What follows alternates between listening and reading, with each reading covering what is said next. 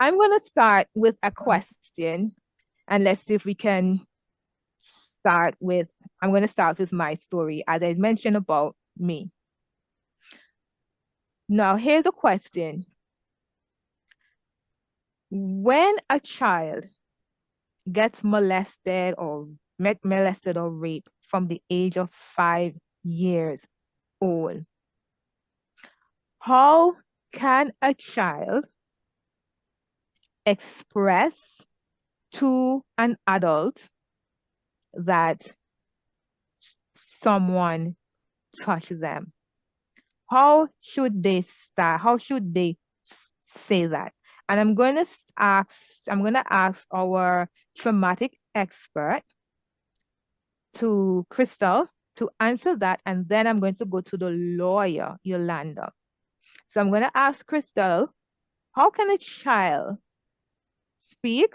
And then then when you're through, I'm going to then ask Yolanda, from her perspective, what what should be the way as well too. So Crystal, go right ahead. Let me hear from you. Like New York City that has Mhm. kind of resources and that have chosen to use it to do that. That is not the case in every state in the United States.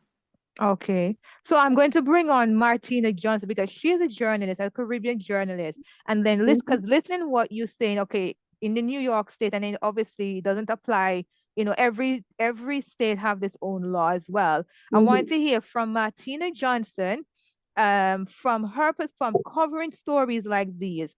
What Yes. is normally the situation that happened? Because I know in the Caribbean, in Trinidad and Tobago, they have a family court, and also Mhm. in Barbados as well, too, they have a family court. So I would love for Martina Johnson to come on the virtual stage and let's hear from her perspective what she have witnessed so far in her journalism.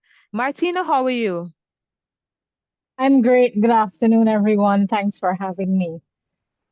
So, Francois, one of the things that is common throughout the Caribbean when it comes to sexual offenses or sexual violence and abuse against children, particularly girl children, and I'll single out girls first, is that as long as they're teenagers, there is usually that question on whether they're telling the truth.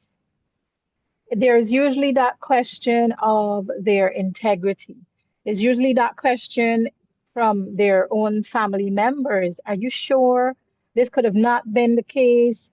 Uncle this wouldn't do that, or your stepdad wouldn't do that. And because of many occasions, they're living in homes where the mother is totally dependent or significantly dependent on the person who perpetrated it, it becomes more of a question of survival for that family. So it is us who, as educators or parents or caregivers, are need to spot that and then report earliest. So I just leave it. That's my point. So my point is 95 percentage of abuses happen at home. So we need to be vigilant. So I over to Riddhi to Riddhi, talk yes. about how she handles in the Mm-hmm. classroom. Correct.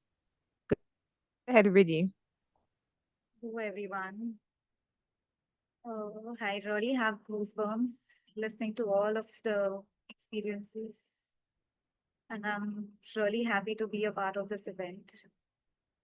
I would like to begin by sharing my own experiences.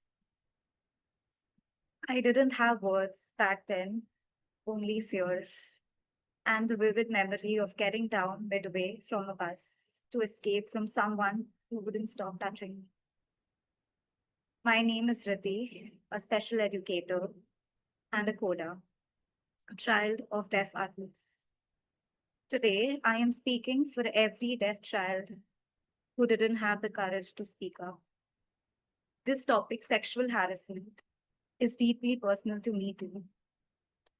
I wish it wasn't, but these memories have stayed with me since childhood, shaping who I am today.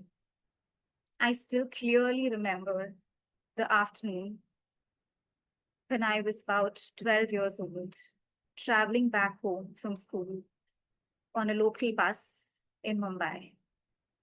The bus was nearly empty, just 3-4 passengers scattered around. A man sat down beside me. When he sat down next to me, I felt his hand running around my legs. I felt his hand sliding down into my tunic. My heart raced in panic. I shifted my leg away.